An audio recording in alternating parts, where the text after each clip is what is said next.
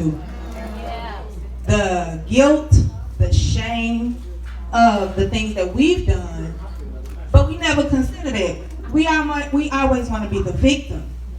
And that can be a bad too, because so often we try so hard not to allow people into our space because of the things that we've done to other people.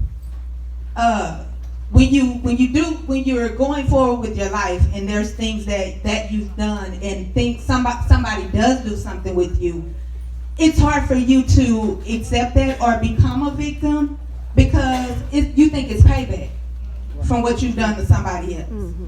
It's hard to digest that. So I started to think about the guilt that I lived with for a long time. My kids are grown, the oldest 25, youngest 22, and I watched them go through life because of so many things, doing the wrong things and making the wrong moves because of the things that I showed them.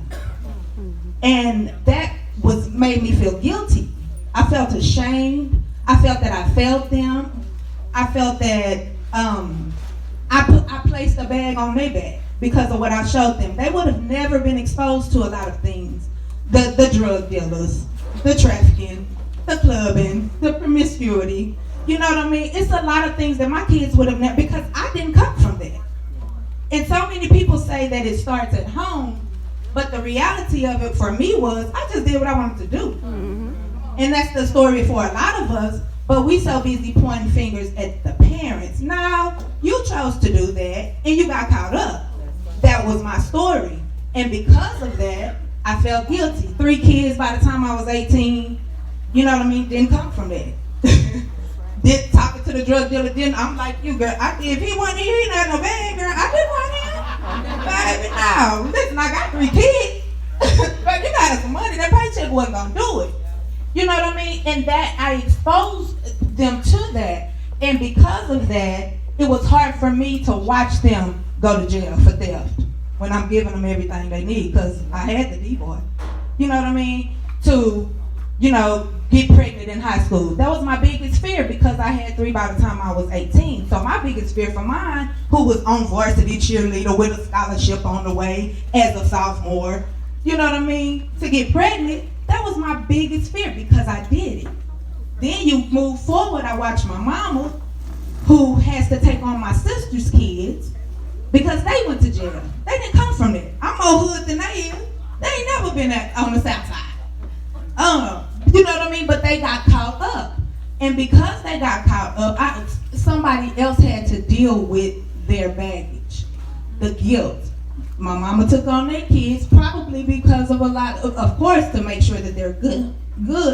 But a lot of times we feel so guilty about what we did that we blame ourselves as parents, as friends, as ex-wives. Let's be real. You know what I mean? You walk around like he did you so wrong, but you was sneaking and creeping too.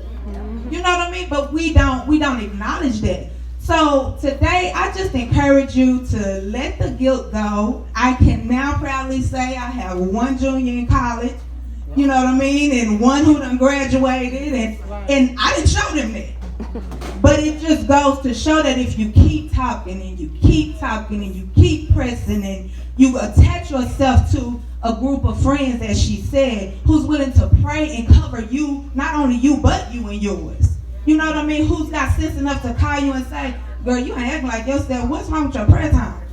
You know what I mean? You're not even speaking the way that you normally speak. Yeah. What's going on? Why you ain't been in the face of God? Because the truth of the matter is when we are around certain people all the time, especially when we're chasing after God, they begin to recognize him in us. Because I want to be the Jesus y'all see. Yeah. And I don't want to be the one with a sequin suit on, with no church hat, with no feathers. I want to dress just like this, red bottoms, little Gucci purse. You know what I mean? But I want my Bible inside that purse. You know what I'm saying? I want a word in my belly. I want to hear him speak to me. So that is the way that I deal with my baggage. That's the way that I drop a lot of the baggage that I have. And I still have issues. We all do. But the reality of it is I now know who I am. I'm royalty. I'm more than a conqueror, as she said. And it ain't nothing that I can't do with him. Yeah. He the only one ain't let me down. You know what I mean? So at this point, I encourage you to chase him, pursue him, get in his face, lay out, tell him you angry, tell him you mad, tell him you want to be new and you want to be different, but just get him. So, in closing, those who have those bags, I don't know, did anybody open theirs now? You opened yours now? Did you have anybody next to you say, what's in there? Was everybody trying to look and see what was in there? That's how people look into our bag. They want to know our testimonies. They want to know our stories. Girl. You know what I mean? And some of them want to know so bad that they'll make it up. But you know what? The reality of it is, when they do make it up, sometimes it's a little bit of truth to what they made up. But who authorized you to talk about my bag? But see, it's our fault because we allow them into our space. Right. Because reality is, I prayed about this. What do I share with these ladies that I don't know? Everybody can't handle me. So I'm going to share what he says for me to share. Because they're veering into our bags, wanting to see our story so they can run and gossip about it from her to her. Their first response is to tell somebody else. And then they're going to ad-lib. Y'all know we got to, ooh, yeah. We got to add a little extra. You know what I'm saying? Okay, so who didn't open their bag? You didn't open your bag? Why didn't you open your bag, if I may ask? Because you gave me a choice and I chose not to. I did that because a lot of times that's how we are with our baggage. We don't want to open it because people are going to talk about us.